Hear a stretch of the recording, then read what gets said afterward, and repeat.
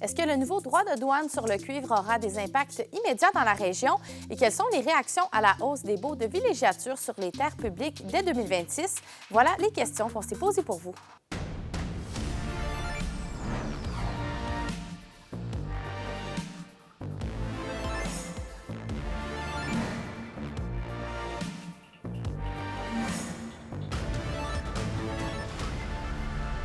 Ici Noémie Rondeau et voici vos informations régionales. On débute le bulletin avec du nouveau dans la guerre tarifaire avec les États-Unis.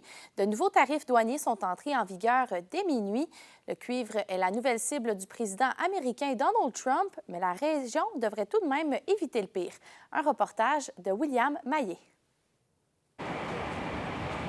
Très grande productrice d'anodes de cuivre, la fonderie Horn est relativement épargnée par les tarifs douaniers de 50 entrés en vigueur ce 1er août. Pour l'instant, ils ne visent pas du tout les matières premières, c'est-à-dire que les minerais, les concentrés, les anodes et les cathodes ne font pas l'objet de tarifs. Ce qui est annoncé n'est pas nécessairement une mauvaise nouvelle pour la fonderie Horn dans la mesure où les anodes, les cathodes, la ferraille seraient exemptées. Donc, ce que produit la fonderie Horn, c'est l'anode, ce qui est envoyé à l'usine de CCR de Mercier-Est et donc pour être transformé en cathode. Et ça pourrait traverser du côté américain. Dans le décret signé par le président Trump, il est toutefois indiqué que 25 des matières premières du cuivre et 25 des rejets de cuivre de haute qualité américains devraient rester sur leur marché, ce qui limiterait l'approvisionnement des entreprises québécoises. Comme nous, au Québec, on importe du cuivre, notamment des États-Unis, pour les opérations, là, pour produire les fameuses cathodes en cuivre, notamment. Bien, c'est sûr que s'il y a des limitations à l'exportation comme ça de la part des États-Unis, alors là, c'est une situation qu'il faut surveiller de près. Bien qu'utilisée comme moyen de pression à quelques reprises par le premier ministre Carney, la mise en place de contre-tarifs serait une mauvaise idée selon l'Association minière du Québec et le député d'Abitibi-Témiscamingue, Sébastien Lemire. L'impact en Abitibi-Témiscamingue, ce que beaucoup de gens me racontaient, c'est que le tarif comme tel, les Américains, à cause de la faiblesse du dollar, sont capables de l'absorber. Mais le contre-tarif, il est refilé à l'entreprise qui achète, évidemment. Donc, c'est nous qui le payons, le contre-tarif. Le secrétaire américain au commerce, Howard Lutnick, affirme qu'il va réévaluer et allonger la liste de produits en cuivre sujets aux tarifs douaniers dans les prochains mois. Le contexte d'incertitude et d'instabilité sur les marchés n'est donc pas prêt de se terminer.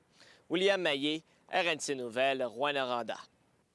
À partir de 2026, les villégiateurs devront payer beaucoup plus cher pour profiter des terres publiques, une hausse qui choque et soulève l'indignation.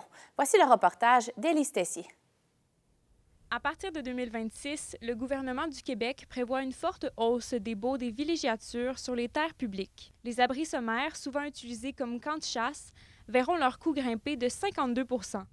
Ce sont eux qui écopent le plus, selon le président du regroupement des locataires des terres publiques du Québec. Et je vous jure que ça a une importance, la villégiature chez vous. C'est un mode de vie. C'est pratiquement un mode de vie en Abitibi-Témiscamingue, la villégiature et la forme d'habitation. Les abris sommaires, ce n'est pas les baux qui sont les plus chers en passant.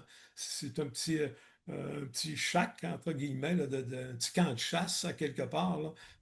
L'annonce passe mal. Pour plusieurs villégiateurs, cette décision est injuste, surtout en l'absence de consultation. Et tout le monde va être augmenté. Plus précisément, eux autres, c'est de 52 %. Et chez vous, des abris sommaires, j'ai le chiffre devant moi, là, il y en a 6 918. Et si on ajoute les baux de villégiature, c'est assez incroyable. Dans votre région, Abitibi-Témiscamingue, il y a 20 % de tous les baux de villégiature du Québec sont dans votre région. Puis c'est pas la région la plus riche, là, à quelque part. Fait que quand on s'adresse à des augmentations, il faudrait pas y aller avec, attention, avec consultation.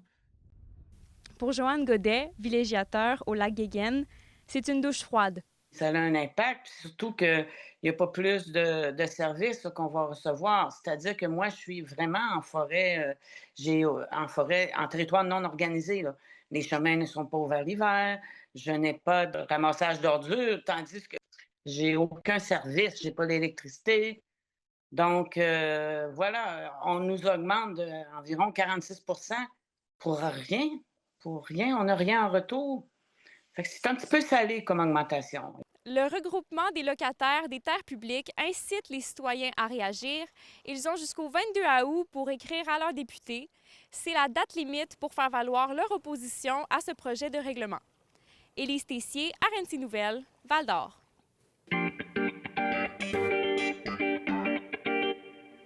Et au culturel, Thomas Ariel représentera la région lors du grand concours Hydro-Québec du Festival international de la chanson de Granby.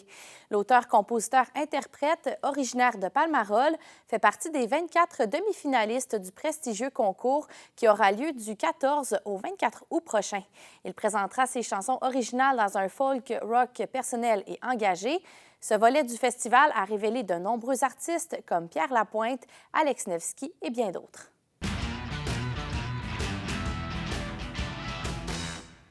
Et au sport, les athlètes de la région continuent de briller aux Jeux du Québec 2025 du côté de Trois-Rivières. Les compétitions se poursuivent aujourd'hui et demain. La délégation régionale tire déjà beaucoup de points positifs de cette compétition. J'ai rencontré le chef de la délégation, Jérémy Grégoire, plus tôt ce matin. Le début du bloc 2 a super bien été, là, avec 3 médailles par jour depuis le début du bloc 2. Pour les 2 prochaines journées, c'est sûr qu'on peut avoir encore des médailles dans certains sports. On pense au cyclisme sur route, en natation.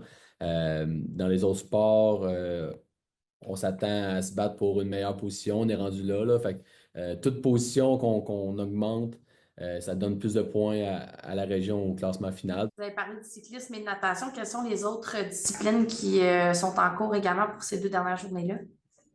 Bon, il y a le soccer féminin-masculin, le basketball féminin-masculin. On a aussi du golf.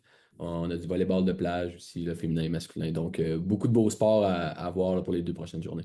Est-ce qu'on pourrait peut-être s'attendre à certaines surprises quand même si on ne s'attend pas nécessairement à avoir des médailles dans tous ces sports-là? Est-ce qu'il y a peut-être un des sports qu'on se dit, on pourrait s'attendre à peut-être un petit parcours Cendrillon?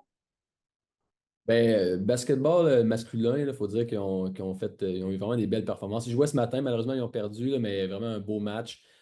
Souvent, dans les dernières années, l'Abitibi-Témiscamingue se battait pour ne pas terminer dernier, là, on va se le dire. Puis là, en ce moment, on va avoir vraiment une meilleure position que les dernières années. Donc, ça, c'est vraiment un beau fait accompli accompli. Il reste encore un match, mais ça va. Déjà, la position est meilleure que les dernières années. Donc, vraiment, là, les garçons ont super bien joué là, pendant la finale. Je trouve ça intéressant la comparaison avec les éditions précédentes des Jeux du Québec d'été. Est-ce qu'on le sent vraiment que depuis, je ne sais pas, peut-être une dizaine, quinzaine d'années, vraiment le développement des athlètes dans la région est meilleur, puis on réussit vraiment à avoir une quand même bonne différence entre la délégation, par exemple, d'il y a 15 ans puis maintenant? C'est quand même difficile à comparer. Souvent, dans les sports, c'est des vagues, là. Donc, des fois, c'est un peu plus fort, des fois, ça ralentit puis ça revient. Je dirais que globalement, il y a une amélioration là, au niveau peut-être des infrastructures, de l'encadrement. On a beaucoup plus de sport-études en région, par exemple, dans certains sports. Si on revient sur le premier bloc des Jeux du Québec, ça commençait plus tôt cette semaine. On est rendu dans le bloc 2. Quel est à peu près le résumé qu'on peut faire de ce premier bloc-là? Premier bloc, super bien été. D'abord, le plaisir est au rendez-vous. C'est ce qu'on souhaite. C'est vraiment une expérience exceptionnelle, les Jeux du Québec, là, avec l'ambiance, le sentiment d'appartenance à la région. On a vu beaucoup d'athlètes de d'autres sports aller encourager leurs coéquipiers de différents sports. Donc ça a été vraiment plaisant à voir. Beaucoup de plaisir au village des athlètes également. Ceci étant dit, on a eu aussi d'excellentes performances. Au bloc 1, 7 médailles. On est déjà à 6 au bloc 2.